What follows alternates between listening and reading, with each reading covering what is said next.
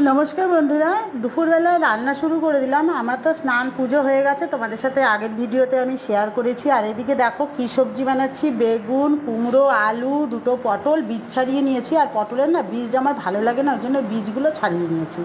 আর আজকে এই যে মাছের মাথা দিয়ে একটা ডাল করেছি, দুটো মাথা ছিল আর মাছের তেল ছিল, সেই তেল দিয়ে এই সবজিটা করব।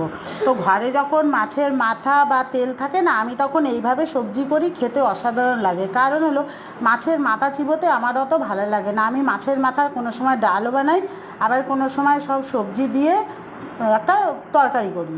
যাই হোক, আমি সবজিটাকে কষিয়ে একটু হালকা করে জল দিয়ে দিয়েছিলাম। দেওয়ার পরে একটু ঢাকা দিয়ে দেবো, আর স্বাদ মতো লবণ দিয়েছি, হলুদ দিয়েছি, আর কিচ্ছু দেইনি।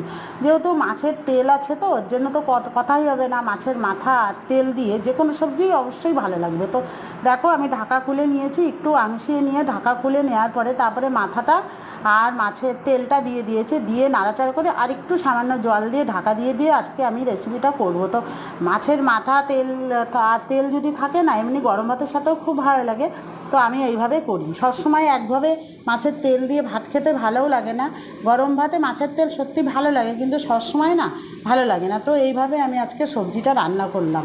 তো আমার ভিডিওটা তোমাদের কেমন লাগলো অবশ্যই বলো। তো এখন একটু নাড়াচাড়া করবো আর একটু শুকানোর পরে নামিয়ে দেবো।